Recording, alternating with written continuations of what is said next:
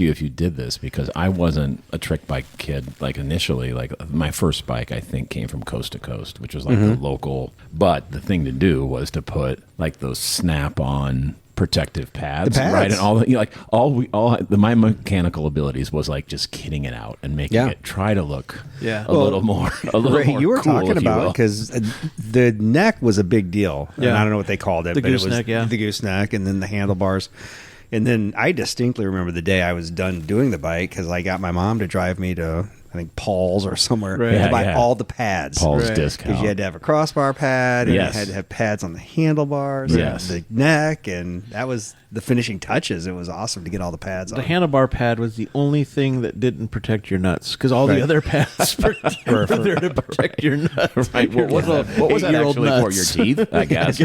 Right. And so where I was going with this was, I thought, hey, wouldn't it be cool to get the neighborhood kids together and build a ramp? You know, like you'd heard about the legend of like build your Evel Knievel plywood ramp and try to like lay out 4 or 5 of your neighbors and jump them. And we're in our driveway, like setting up for this. And my mom comes out and they're like, kids are like literally laying down to get ready. Yeah. Did you guys contemplate that kind of weirdness? We did ramps all the time. Yeah, so we actually did what you did, Brad. You did. But we would actually go all Evel Knievel. So we'd get like 4 or 5 kids laying down there, and then we'd light the kids on fire. That was because you're not doing it right if you're just jumping kids. Right. Yeah, one of the dads would light the kids off with his own lighter. 8-year-old raised. Like a cigarette at the kid. He'd get his Zippo out. And there'd be another dad trying to extinguish them after the jump. Oh, that's classic. Beautiful. Hey everybody, we are back. Boys, it was dads and grads this weekend without necessarily the dads. Everybody had a grad this weekend, didn't they? That's right. Yeah, we had a trifecta at the table. Yeah. Everyone had a graduation. I had 2. Right. Yeah. Brad, your daughter graduated from Tippy, University of Iowa. That's right. Emma graduated yesterday at Garber Hawkeye for Tippy. Went well, except for the heat. I mean, it was a packed situation. And you had the evening graduation, correct? Yeah, we were the 6 o'clock. So our graduation, for those not familiar, how many graduations were at the Carver Hawkeye Arena, the basketball arena yesterday? Were there 3? I don't know. Probably. I think there's a early morning, a mid-morning, and then maybe the evening. Yeah.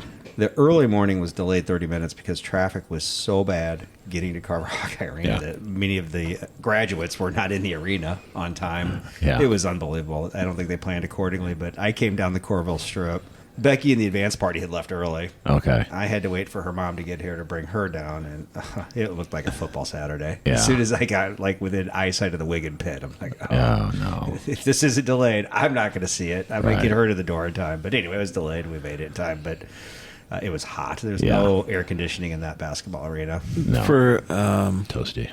For a field house that is buried underground, geothermal is not working in that facility. Yeah. No, it was toasty warm. And speaking of like arriving late, Stephanie's always, if you're not 10 minutes early, you're late. So we get there with the whole family, right? So my mom and dad and Natalie and Stephanie and I and my brother and his wife. And so we're there at 5:15. Oh, I bet. The Dunlap family truckster was backed in, right? The last spot. First one's here. So we're there, well in advance, right? And we watch the whole place fill up. I make 2 trips to the concession stand to get $5 waters, Right. And did they have the ice cream? They did not have. That was a big question where the Carver cone's going to be in play. They were not.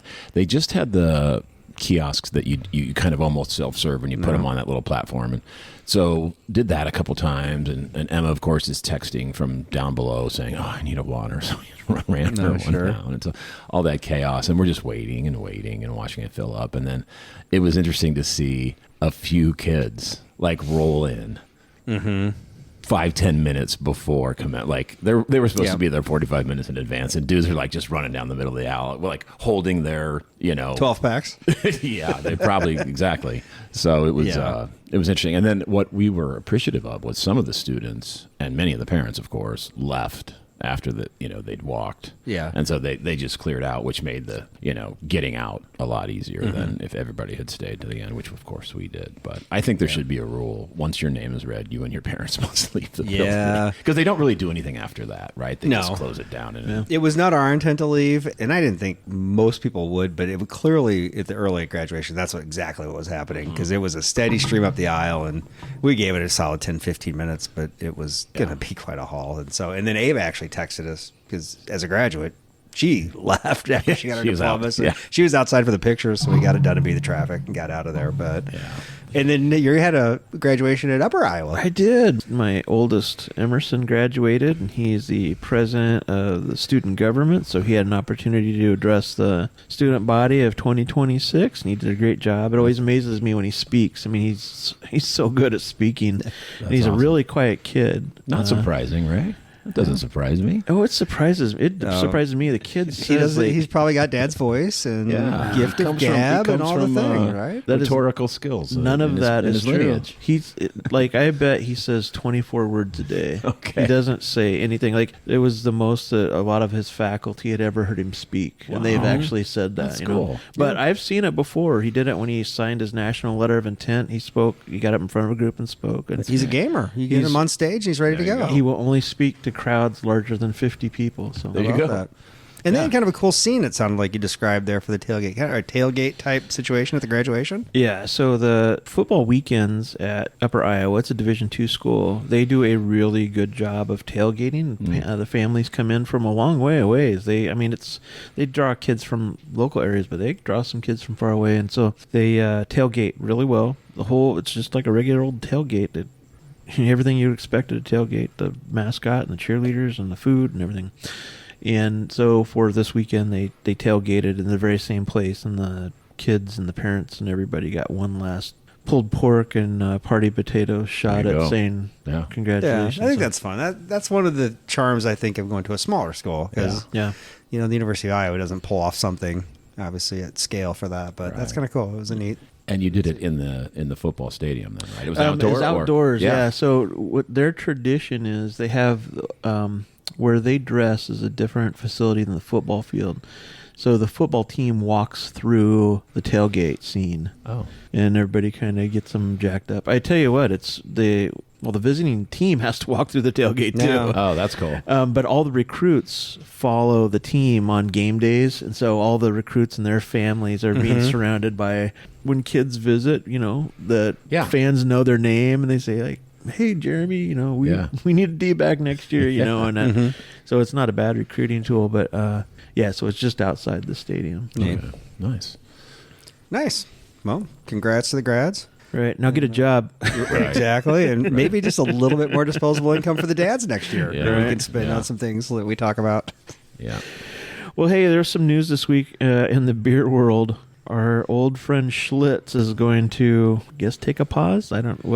Yeah, I think the press release was very clear that it was a pause, but in any event, it's going away. Right? So we're not going to have Schlitz readily available for some time. I can't imagine a name that legendary is going to go away. Yeah. I don't know if they're like intentionally creating, I can't remember what the marketing term for it is, but it's a scarcity of it. Busch Light only releases 3,200 cases of Busch Light Apple, and everybody wants it. But I can't imagine Schlitz going away.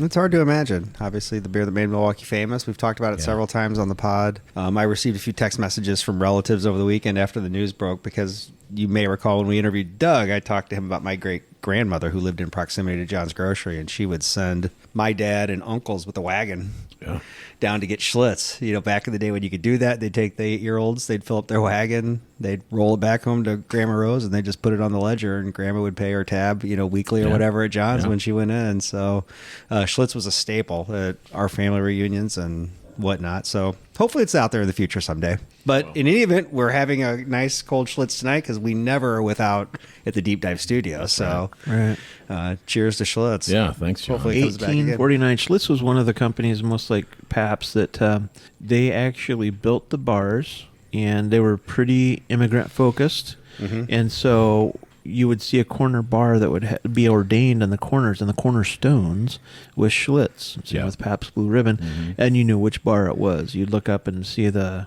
cornerstones and the endorments, the stone endorments, and like, oh, that's a Schlitz bar. So and they're still around. They are. Well, and Doug, I think, put something on Facebook for John's Grocery that they still had supply. I don't know if it's still the case, but we'll make sure we try to replenish whatever we get our hands on and have it as long as we can. I have a quick anecdote. Just speaking of John's makes me think about this and the time we spent with the Alberhaski family and talking about one of our favorite dive bars, or it was kind of an elusive dive bar in some ways just because we had trouble kind of swinging by when it was open, but the Foxhead. Yes. So I don't know if this is like chalk this up as proud dad moment or what, but I like it. Emma, who just graduated, she kind of made a list of all the places she wanted to make sure that she hit before she graduated, or in her senior year, and so a lot of our favorite spots were on there. I mean, she's already a regular at Joe's. Yeah, she's a pretty frequent flyer at the Deadwood.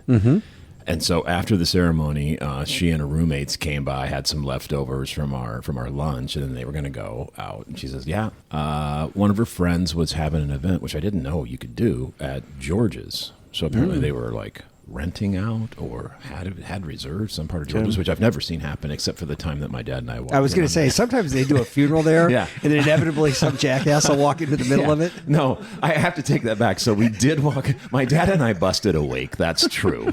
I forget these things. How I don't know, but yes. So if you die and have a live band on a Sunday, apparently that's George's is available for that. Which I have a lot. I have funeral wishes, so maybe I should add this to Brad thought the beer was free for no reason, so he's just... I mean, they sold me a cheeseburger, and I did pay for it. And if the Snow family is listening, Brad still apologizes for busting up your bris ceremony. That wasn't a George's, but it was still a house of prayer. My deepest apologies.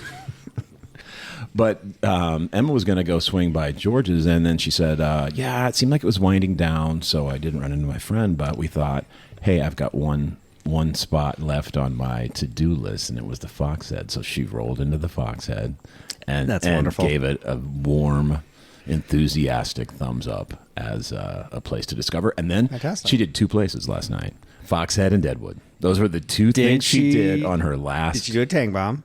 Or that not confirmed? I'm ashamed to say I didn't even ask. I assume so. Foxblood and tang. Okay, well, we're going to assume she did and did it all the right way. That's awesome. So, good for her. That's proud of her for graduating with honors, but also proud of her for drinking in the local culture. That's the real honor. All right. Well, while we're in the alcohol neighborhood, I got something for you boys to see. Oh boy! I wondered what the backpack was looked about. Like Ray was toting some heavy. Oh my goodness! The Golden Goose. What do you think that is? Oh, it looks like a tap head actually, but like it's too big. It's the whip. Right. It's the whip. Shanky's whip. Yeah.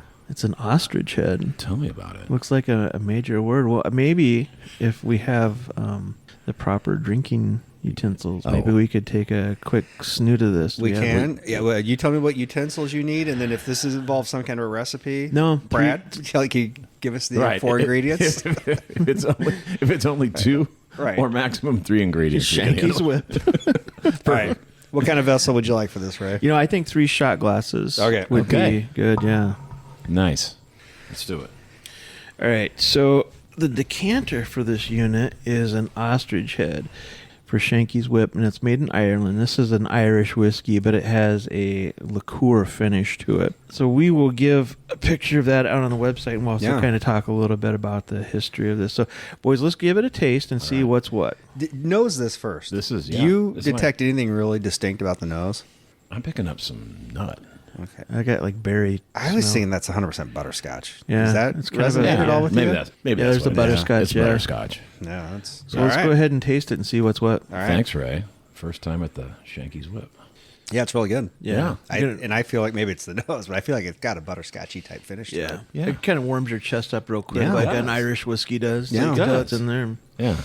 And I've seen, got a little more. Is there a drink that's associated with this, like a mixer, or is this usually just sipped? And I don't know. okay, Nice. really good. Thank you.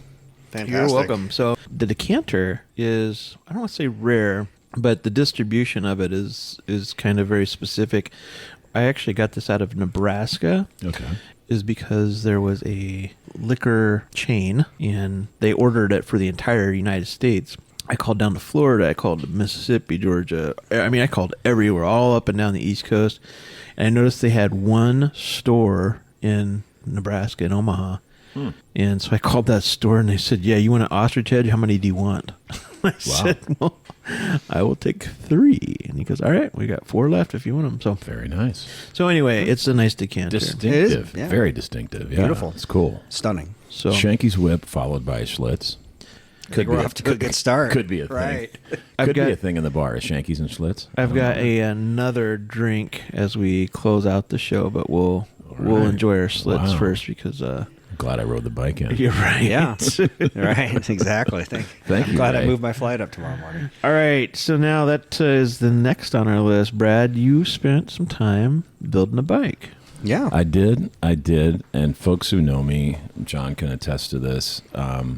While I have a great appreciation for biking and bike gear and vintage bikes, I am the farthest thing from mechanical myself. So I had this big idea for this year to buy a vintage frame and build it up from scratch, and I'm very happy to report that with a lot of help from different folks and Including ChatGPT. Right. and yeah. Well, before you get my, too my daughter's far- probably not listening, but I think we've established that she's very anti. She's got a mixed feelings about AI, but as a journalist, I guess that's maybe understandable. But she was. Her mixed feelings is she hates it and she really hates it.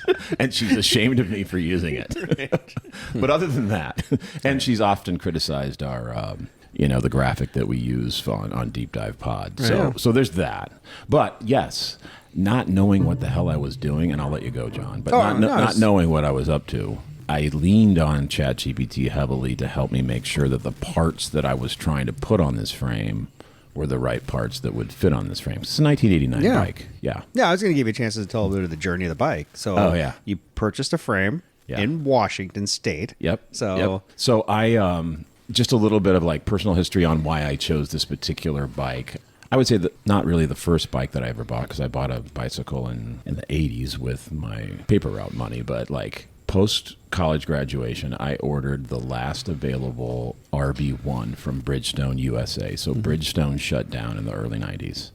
And I decided to get a frame from them. Obviously, it was already pre-built. They shipped it out to me. And so these are a little bit already in the collectible zone because they haven't been around for a long time. So I've ridden this road bike for decades now and decided that I wanted to attempt to do some single track.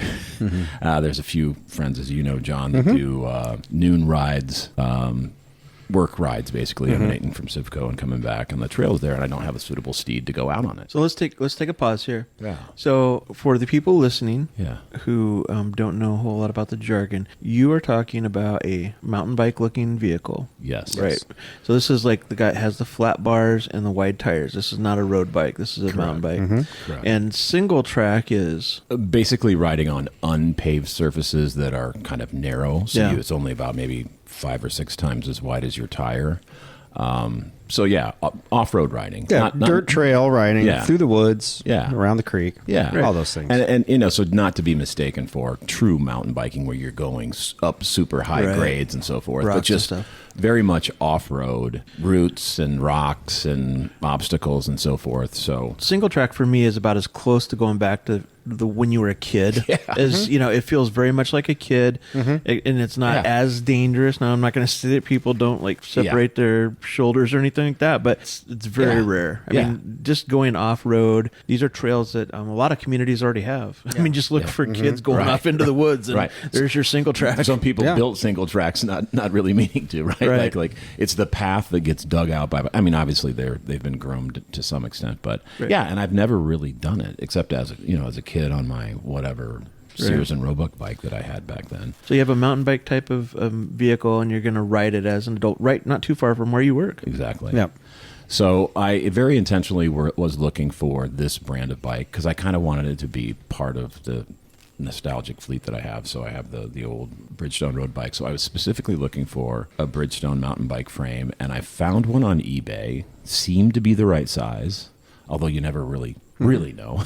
I noticed that it was like a good deal, but it was an eBay seller with local pickup only. I'm like, damn it, this looks like the right bike for Right. me. You're not local. The guy's not going to ship it. And so it's in Port Angeles, Washington, and a friend of mine that rides Ragbri with me, Brent Schmadeke, who is a helicopter pilot with the Coast Guard, he actually works. And I sent him a text. I'm like, hey, are you anywhere around Port Angeles, Washington? He's like, man, I actually work there. I'm hovering over it right now. So he's like, listen, no problem. I'll go down and check this thing out. And so he did, and he gave it a once over, and it's dinged up. Like, it's been ridden. It's not a show pony. Not He at gave all. it a once over. It's a piece of shit. Brett said, send it. He's like, I can work with that. This thing's, Brad, I would not buy this. All right, go ahead and have him box it I'm up. against it. It's too late. I already This spent is both the not money. looking good. There's only half of the bike there. Right, exactly. Sounds good to me. I know, was you 5'2". determined. I was determined. And he did. It wasn't bent. It had obvious signs of use, and I was on board with that. So he did me the kindness of picking up this bike, and then the seller had some parts that went with it, some brake pulls, some cantilever brakes that were kind of period appropriate for a bike like that. And so Brent Schmadeke did me a big time solid and picked it up, boxed it up, and because of his status with the Coast Guard, he can fly for free and he can fly with luggage for free. So he threw the frame in a TV box and came back to South Dakota actually to watch his daughter perform. She's at Augustana College and does like tumbling. And so he came back for one of her meets, and another friend of mine from Oski who rides Ragbri with me was going to go up and meet him. And so it flew from Port Angeles to Sioux Falls, South Dakota, got picked up by my buddy from Oski who drove it to North Liberty and handed it to me in a TV box. And that was the start of this build. Already I was engaging the help of multiple friends. Wow. Planes, So, Brett- trains, and automobiles. Brad, For sure. Had you ever built a bike before? Never.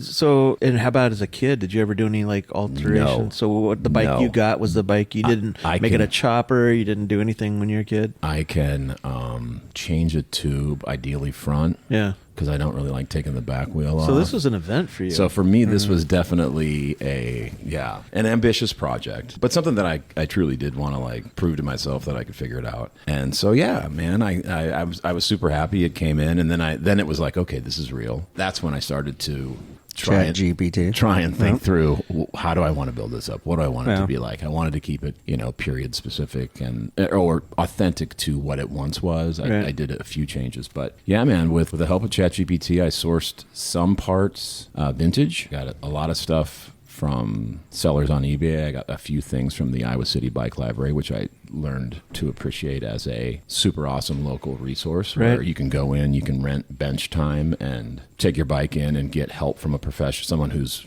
qualified to teach you. It's a long process because there's multiple people in there doing it, and so the one I appreciate this. The one kind of policy they have is, we'll show you how to do it. We will not do it for you. Yeah. And that was good for me. Mm-hmm.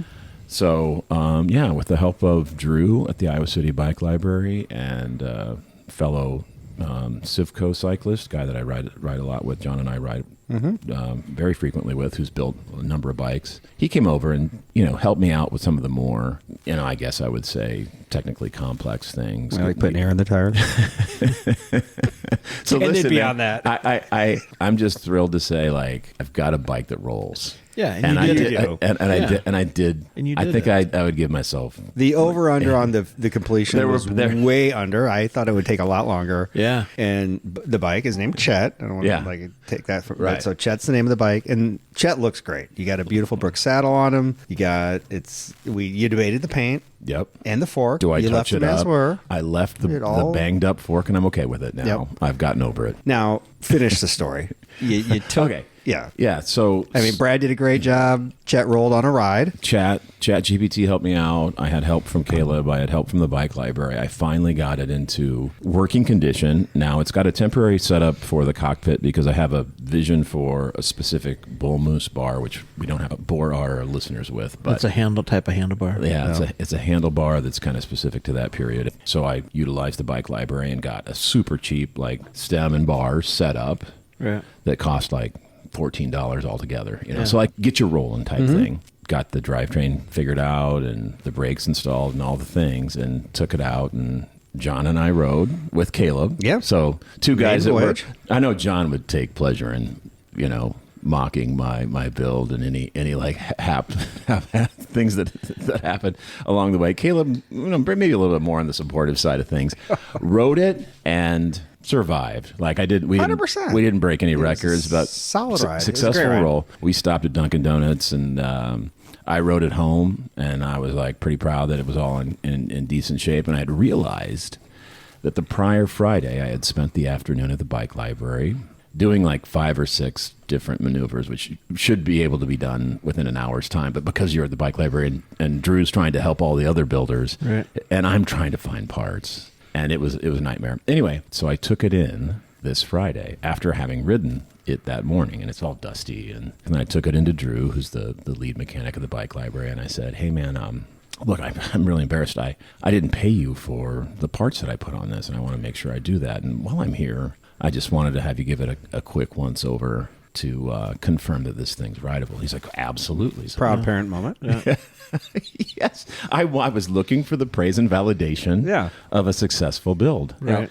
And, he starts doing things to it, and he compliments the wheel set, which Caleb's brother built for me. So that was one modern kind of nod that I did. And he tests things out, and then he's having me tighten the crank bolts, and he's having me do some adjustments. And then he realizes that the headset setup was what he termed as non-ideal and, in fact, not rideable. Right. You say it is rideable. I'm about 40 miles on this. He said, okay, I wouldn't ride it again. And so don't here pop I am. wheelies. Calling it Uber XL to get home.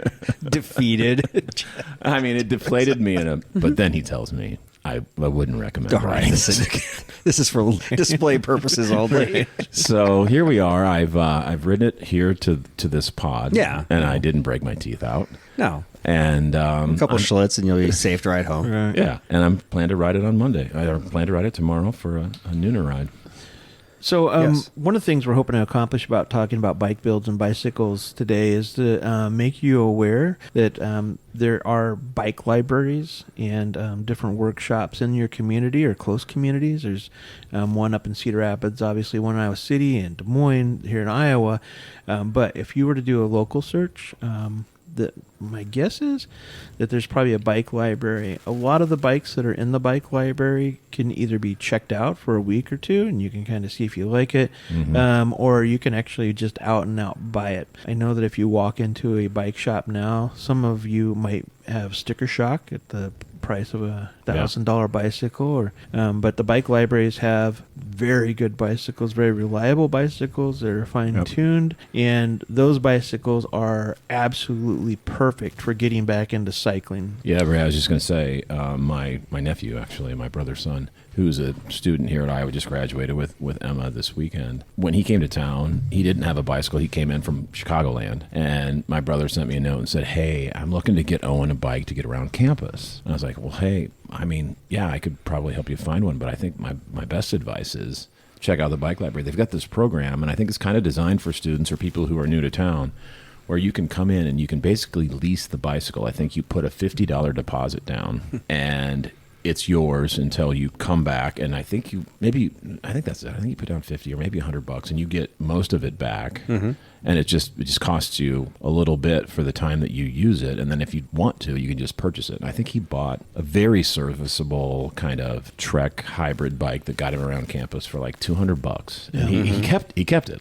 And that's the kind of service that they'll do. You can, like you said, you can come in and try it out. You can lease it. You can buy it for cheap. And it's also like it's a place where if you're a weirdo that likes vintage bikes and you spend enough time going in there's a few people I think that pop in maybe weekly to see what came out of someone's garage. Because when I was working on those benches, every so often some guy would roll in and be like, I want to donate this. And so this guy, I think this past Friday, a guy came in and he had this bike that was in pretty pristine condition, and he brought the original user's manual that came with the bike. So they get it's amazing. Some higher end stuff that people just look. This has been hanging in my uncle's garage. He passed away. I'm donating it. So you can find across the spectrum of like early startup bikers to people who are interested in really like cool old vintage steel from maybe Europe or wherever else. And the other neat thing that happened when I was there is this kid, and they have this like little track. You've probably seen it right outside the kind of the shop door. They've got this little area where you can like test ride your bicycles. And as I was leaving last Friday, there was this kid. I think it might have been a special needs kid in some fashion, and he was on a trike. It was like a kid's bike, but not like a toddler trike, but like a kid's trike. And the dad was standing there and saying, this is the first time he's been able to like ride a bike. This is the farthest he's ever ridden a bike. And it's like, they just make biking accessible to people who might be intimidated by it. They do everything from like teach you how to change a flat to, if you want to wrench in and change out your gear set or whatever. They do a program for cyclists of all ages. So people who are elderly and need to be riding a trike style bike do that. And then my daughter, Natalie, who's very analog and very anti-AI, as we've earlier established, she goes in for a women's night. Like it's focused on getting women into biking and teaching them how to like be self-sufficient with servicing their bikes. So it's just to support what you're saying, Ray. It's a valuable community service. Right. And if you're looking for a hobby and you already have a bike and you just want to learn how to work on it, it's a great thing to. If you have bikes out in your garage already and you don't want to pay somebody every time something goes wrong with it, these bike libraries are worth putting in the car, maybe going the next town over, or taking down there. Just think of it as a hobby. Listen, getting your bike up and going, that with today's gas prices, it almost pays itself off. Like in 3 bike rides, just paying bills or putting a backpack on and going and grabbing some stuff from the grocery store. It's paid itself off. So all right, so I have got another potion for you boys. All right, let's do it. This is called a Cutwater Banana Mudslide. It's 13% alcohol by volume. The flavoring in this is Cutwater vodka, which is legitimate distilled spirit. So sometimes they have malt liquor. This is a distilled vodka. A coffee cream liqueur and a banana liqueur. So I was thinking maybe looks like it has some vanilla beans on it too, but I'm not sure what makes a mudslide. I always kind of thought mudslides had a chocolate connotation about it, so I was going to mix it with the buzzball, the chocolate buzzball. But so, John, what did you think this tasted like? All right, I think there's 2 things that jump out to me when I taste this. And the first one is banana baby food. All right, well, the other thing I thought it tasted like was a banana split, before we cued the mics back up, I asked Brad, it kind of takes me back to Dairy Queen as a kid. So, like, did you have a go-to standing, like, Tasty Freeze Dairy Queen in your order that was your go-to in the summer?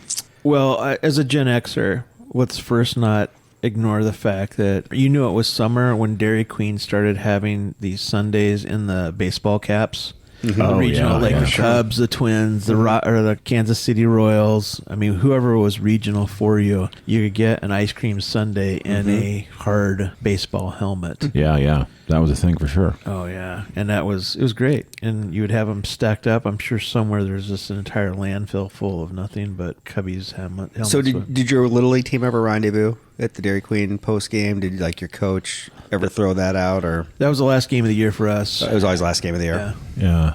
We didn't have a DQ in town. We had the Ainsworth Four Corners were famous. People would drive there. It had a drive-through. You could get sandwiches. It's kind of a haul. Yeah, that's a long way. It was like my dad was an ice cream head, so we would do that sometimes as a special not thing. as a team, but like Dunlaps would do that. And then we had the Corner Creamery, and then there was one on the 4 lanes. So we didn't have like a branded DQ thing, but if you were asking about what the main go-to order was, I was always a malt guy. I liked malts. Oh, same here. And then I would get malts with like candy bar in it, like a Snicker malt or a Butterfinger malt. That'd probably be my main play. Typically. We were at Dane's Dairy, which is still in town. Famous, and our go-to there was always hot fudge malt. Okay. That was the only place I ever did the hot fudge malt, but we would always get hot fudge malts at Dane's Dairy.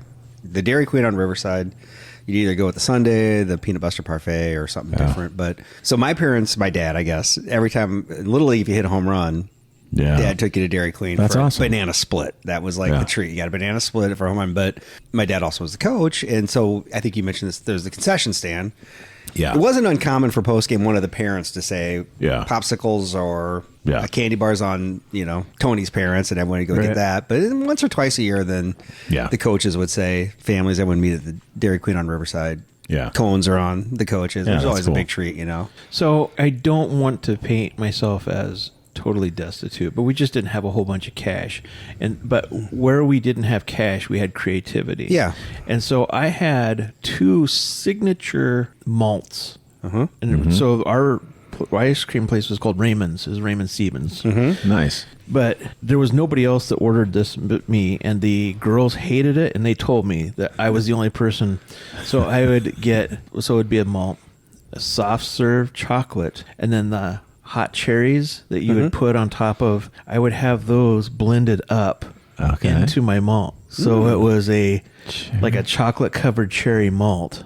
Nice. Okay. Right. So my other signature malt was vanilla ice cream. It was a shot of the mint that you would have, and then the chocolate that you would put on top of ice cream that would get hard. Oh, yeah. I'd have them put 2 scoops of that in the malt and then blend it up so there would be chocolate chips up in it. Okay. So it would be mint chocolate chip malt. There you go. Yeah. So this was before blizzards or anything like Sure. this. This is just me trying to, a malt was $1.50 and I could put whatever I wanted into, as long as it wasn't a candy bar or something like that. So that's as close as I came to, because I could have gotten something with Andy's mints or something, but this tasted kind of like it, but it was 70 cents cheaper than Creative ordering. I dig it. Yeah. They probably cringed every time Ray's coming across a lot on his bike. Like, Right. Oh, my no, God. right. What are we we're gonna have to blend clean up? this. Oh, yeah, yeah. we're gonna have to clean the malt Cherries, machine all after the this is stuff. done. Every Yeah. free topping we have Right.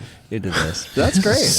That's super creative. God, if they would have had ranch before then, that would have. We've talked about things of yesteryear. The Pearson's counter at Pearson's drugstore. Yeah. Did you ever experience Pearson's? I did. Yeah, I lunch love counter? Pearson. Yeah.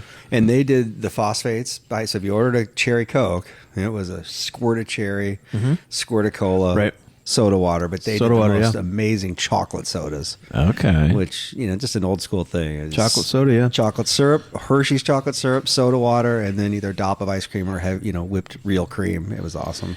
So it was a good old fashioned post World War II soda fountain. Yep. And they had a Campbell's soup branded machine Okay. that would hold these little, there's about the equivalent of a half can of like a regular thing of soup. And this thing would warm the soup up. And so you would order tomato soup. I would order 3 tomato soups to fill me up, and they would punch it, and then the cans would come out hot, and you would just eat it, the chicken noodle soup or the Pearson's was great. The man. best tuna salad sandwich that Iowa City ever had. They Right. Oh, yeah, toasted no, their I own agree. tuna salad. I- It was amazing. Never experienced it. Like the sound of it. It was I'm a big tragic when tuna it went away. I mean, people today would try to go to great lengths to try to recreate that to be retro and kitschy, and it was just I its know. thing. I thought it would be a great food truck concept to have the Pearson's all the same things. The Campbell soup can, Right. that what is the plated stainless steel like that was on the countertop, Yeah. and just have that kind of be the whole motif of the truck. Yeah, that'd be awesome. But It was, and it was down in that, I don't want to say Czech Village, but it was down where Albert Haskey's, down Brewery those Square. right. It's where Webster and that whole building is now, right next to George's. Yeah. Okay. Yep. And, it was a mixing bowl of blue collar and lawyers and, some people that were at the hospital, like their family was at Mercy. Maybe they're coming from the country or whatever. And so they would go over there and eat. And you would stand, and it would be totally fine to stand and eat and talk to somebody that you had no idea who they were. You just And it's important for people that don't know or remember, it was a lunch counter in the back of a drugstore, a pharmacy. Yeah. It was, it was awesome. So it was a store in the front, a full pharmacy counter, and then in the back was this stainless steel lunch counter with stools. It was fantastic. And the other thing is they had really great greeting cards. They did. Yeah. It was that's where I got all my Mother's Day cards. And I'm not going to lie. When they said they were going to close, the first thing I thought was, where am I going to get my Mother's Day cards? That's just great. But I'm sad to say I never experienced it. That sounds awesome. So, I know it's not necessarily a drugstore soda fountain, but the concession stands at Little League fields were kind of interesting. A lot of times they serve food for people that were coming right from work or kids coming, in. So they had a little bit of hot food. What do you call that? Their program. They had a little bit of hot food program. Food program. Yeah. They obviously had those awesome Coke or Pepsi wax cups that you could get like 6-ounce draws of whoever was vending out of that. Every type of chocolate that and hard candy, but the whole goal was to have somebody's grandma or grandpa or visiting aunt or uncle treat you. Was that a thing where you guys... Absolutely. I was just telling John off mic earlier that my Grandpa Dunlap wasn't he's a blue collar guy. He was a welder. He wasn't a high roller. He didn't drive a Cadillac or anything like that. And he didn't come to a lot of our sporting events. But when he would come down, I played in the YMCA league, right? So Little League and then Babe Ruth was kind of organized by... I think it was someone who worked at the Y, right? So the YMCA ran the concession stand. And it was this little tin shed building. And unlike what you were describing, Ray, ours did not have a fountain soda option. It was cans. So you could get cans of Mountain Dew, cans of Pepsi, whatever it might be. Yep. But I just remember they were the sodas were so cold because it didn't get open, right? It was just the coldest Mountain Dew I ever had came out of the Case Field concession stand. And then the other thing they had, I think, froze the Snickers. So absolutely you had the coldest the coldest Mountain Dew of all time. And this crunch, and it's it's summertime, right? So it doesn't stay, frozen and rigid very. So it was like just the combination of that ice cold Mountain Dew and that crunchy texture Snickers bar was like, that was heaven. And that's what if we won, lost, draw, Grandpa Dunlap, boys, go get whatever you want. You get one soda, one candy bar. It's on Chet Dunlap, and that was a big deal. Like I don't remember the ice cream bit, but like we had popcorn, we had hot dogs, we had frozen Snickers, we had Mountain Dew, and then like a lot of little blow poppy what was the charm? They had the gum center. They would sell those blow pops. I guess they were Tootsie Pops, and then the ring. I don't know if they had the ring, but that was kind of this non-melt. So I always just remember the red licorice, but it was anything that wouldn't melt. A couple candy bars that were frozen, or else they would have melted. So they were always stored in the freezer. But we ride our bikes through City Park all the time. And I kind of mused because to this day, in the middle of all the fields is the concession stand storage. And I remember that as the new, right? It was probably built in 81, right? Yeah. But prior to that, it was literally this little shack in the middle of those fields at City Park. And it was canned soda. Yeah. It was either Three Musketeers or Snickers frozen. Yeah. Red licorice that didn't melt. And I think that was like the entire popcorn? thing. No, that came with the new. The new one got that. And then they did hot dogs, popcorn. That was it. And then cans of soda, frozen candy bar. And I don't know why, for whatever reason, I was not a huge root beer fan if it wasn't an A&W float. But that was the go-to move, was the Barks. Okay. And I think to your point, because it was always so ice cold. Yeah. But I remember getting the almost frozen Barks root beer at City Slid Park. down. Here's one universal truth about architectural design. Every snack shack in the United States has a 2-inch wider door to accommodate a deep freeze. You can talk about fire code and handicap accessibility, but every concession stand will accommodate a deep freeze and will have an electrical board that will it's separated. So if that thing gets popped, all the rest of the lights can go off at the field and everything else, but the deep freeze is still humming. I think we could do a whole episode on concession stands and like the various things that are served at a Friday night lights Iowa football game, or I did a lot of time doing volleyball tournaments and traveling around, the conference and tasting walking tacos and so forth. But like Stephanie was telling me, and sometimes the better concession stands are not where you might think they might be. They might not be at West High or City High or the big high schools. They might be, but they can sometimes be at the small. Like Stephanie went to Pekin and she ran the concession stand for for softball and baseball, and she was telling me that that was like you mentioned, it was a place where people would come get their meal, but their expectations of the meal and what they would do, they brought in crock pots, and they didn't have soda fountains and stuff like that, but they had a really good selection of candies, and then they might have a Weber kettle or something, and then grill nice sandwiches, like a pork burger or whatever it might be. And so the whole concession stand vibe is a thing for sure. Yep. I will say this, Brad, at Washington, Iowa, your hometown, people get into Friday nights, at football season, you can get a $3 ribeye sandwich or something. $3 ribeye sandwich, and they have it right by the entrance of the football stadium. And there are people that walk up that say, "I'm just here to buy a ribeye." Watching the game. And they go in to get a $3 ribeye, or like 5 of them. They pay admission to get in, probably, right? And so just to get the sandwich. The Washington County beef Best bargain in producers town. make a ribeye sandwich that, I mean, it just permeates the entire town. You can smell it everywhere. But I mean, if you paid to get in there, I mean, it is, it's amazing. And they have a setup. I mean, it's like it is like a legitimate restaurant type of deal, like a festival type of deal. For sure. Before we totally abandon the whole genre of the concession stand at the baseball park, Yeah. I got to ask you guys about your Little League experience. Did you you get together the week before the season started, where you got summons to the park for the first practice? And Well, yes, after tryouts.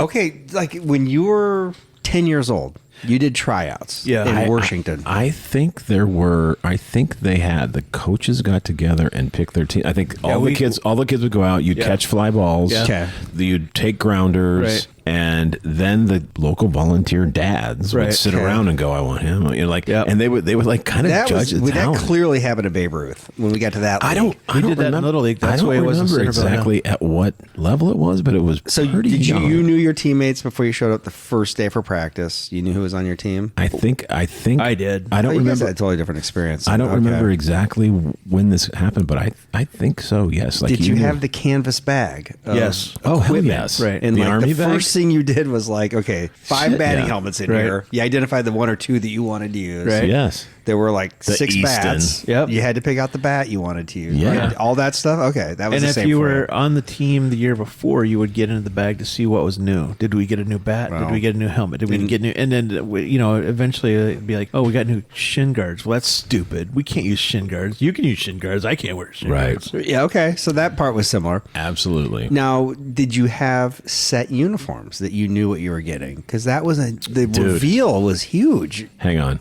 I just want to say this. When I played Little League Baseball, I have photos of this. My grandpa Dunlap came and took pictures of what late 70s, early 80s Little League Baseball in Washington County was like. Skinned infield, like no grass infield, like super short porch, just down from the concession stand, right? And my brother was the bat boy for my Little League team. We had the following. We had a trucker-style hat with press-on letters. Yeah, that's my experience. Maybe just one.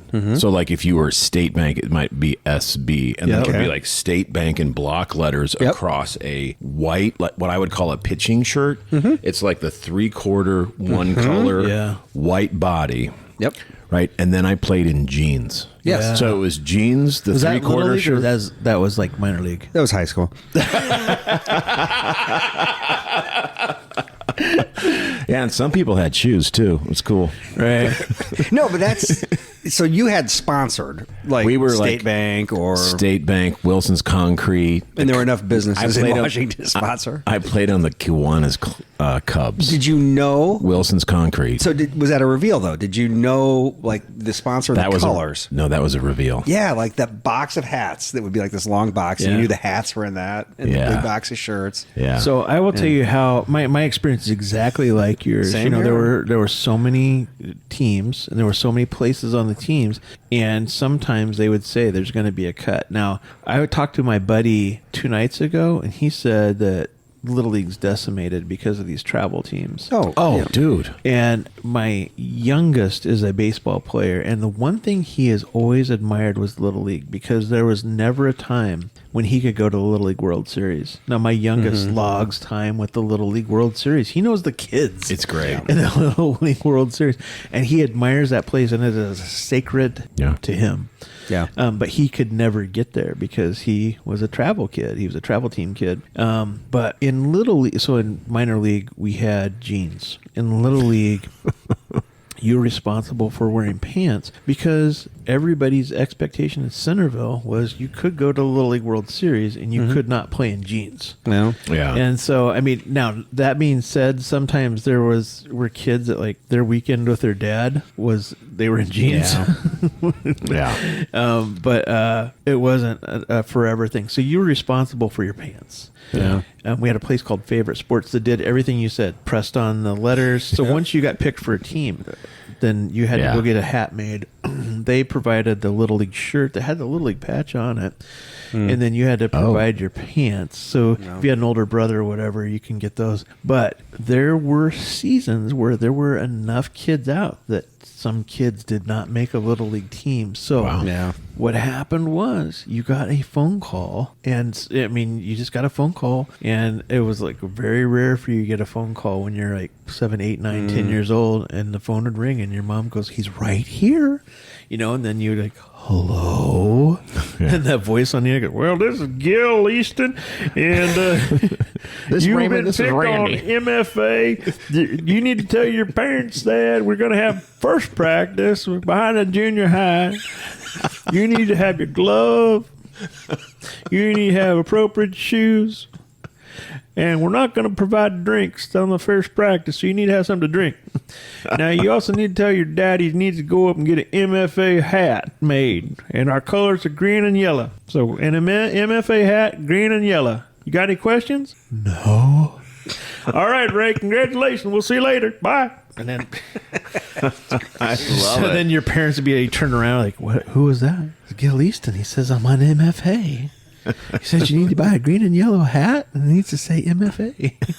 And our practice is behind the He's picking me up in a van on Tuesday. I absolutely love it. That was just so much relief, though. Good. I just that's relief. early, man. That was cutthroat in Centerville. You had to try out, right? Man. Oh yeah. Oh my God. I don't know. Did they really cut? Like I always thought that might happen, but I don't know that I ever heard someone wasn't allowed in. Yeah, no, it wasn't all the time, but we had the same kind of concern. Right. We had a lot of kids out. Now, I mean, all takers. I think Centerville's down to like 6 teams now. At one time, we had like 10 teams or something like that. Yeah. So. Yeah. It was a thing. But I think the genes to stirrups and actual baseball pants might have been Babe Ruth for me. There was a trajectory. Like T-ball, way more jeans. Yeah. Like only 1 or 2 kids in baseball pants and stirrups. Junior league, maybe a 50-50 mix. Yeah. Senior league, most people were in baseball pants and stirrups. And then Babe Ruth. I think we got issued the stirrups. I think Babe Ruth, we had I don't know unis. if we got I know we got issued stirrups. We had unis. But Babe Ruth was the absolute best because if you were a freshman, sophomore playing high school ball, you could go and do a double header, and if your bus got back in time, you could still pick up a third game at night. Yeah. So you just like drove around. That was a question. If you were a good player, as a freshman, were they going to let you dress varsity, or were you going to come down and pitch the game on your Babe Ruth team? That was a thing for sure. I'll tell you, Ray, you'll appreciate this because Ray and I have both been involved in Boy Scouting, and I'm on the executive board for the local Boy Scout Council, and a big debate is how far summer camp numbers are down. Yeah. And there was a debate about how much of it is attributed to travel sports and kids. And when I was in Scouts as a kid, we would go to Howard H. Cherry Scout Camp, and then the 2 nights we had games, we would be shuttled back, play the game, go back to camp. Well, now these kids are these travel teams playing in Chicago and stuff. There's no opportunity to shuttle back and forth. And it's just decimated camp numbers. It's awesome you say that because when you were at camp, everybody was like so sticky and sweaty, and you're kind of like eating. I don't want to say the same food, but you're kind of eating. A lot of the things are smoky and everything, and then you go in and play a couple games of baseball and you shower in your shower, and you have like, McDonald's, right? A McDonald's, super cold Mountain Dew and a frozen Snickers. You've been gone from home for 48 hours, but it felt like you'd been in boot camp, right? And then they come back and be like, "What'd you do? Where'd you go? Yeah, you were on the outside. Yeah, like, I had French fries. Now I'm back doing time. Right? How am I going to get through to parents' night tomorrow when they bring fried chicken? Next thing you know, you're like making a rope bridge over like 48 hours before that you were throwing a double header. Now you're making a rope bridge. That's good. All right, boys, you ready for speed round? Ready to go. Yes, sir. All right, I'm going to give you 5 college majors. 3 are made up, 2 are real. Okay. So get your pad and paper ready. All right. So 3 of these are not true, and that means 2 are true. All right. At a Big Ten university, can you get a degree in puppetry? Okay. At a certified regent-controlled university, can you get a degree in virtual community leadership? All right. Or at a respectable university. We use that term loosely. Right. Well, I mean, this is one you would know. Can you get a degree in digital reputation management? All right. Can you get a degree in foresight and future studies? Foresight and future studies. You said there's two truths? 2 truths and 3 lies. Okay. And the last one is, this is also a university. Can you get a bachelor's in human-centered artificial intelligence? All right. Well, I waffled a little bit, but I landed on something. Yeah. All right. Now I've got to go back and figure out what the hell I just did. So is it puppetry, the first one? Yep. Yeah. So the first question, can you get a bachelor's in puppetry? Brad? I went with no on this. No, and why don't you think you can pay off $80,000 in education in puppetry? I mean, puppets are important, but I don't know that they're academically viable. Right, and you it's would more say like- this to Jim Henson's face to face with Jim Henson? Yeah, I think it's more of a like a circus act thing, or maybe like go on the road, Okay. carny. John? Yeah, no, I'm sure this is true. Nebraska offers a variety of degrees in the hand job sciences, Right. and I'm pretty sure most of their football team studies it. Right. No, I think so too. All right, so University of Connecticut offers a degree in puppetry and graduates productions like Sesame Street and Broadway shows. All right. I guess it's a minor in Lincoln. You said Big Ten team, but that's all I'm right. sorry. My apologies. So that's a yes. I missed that.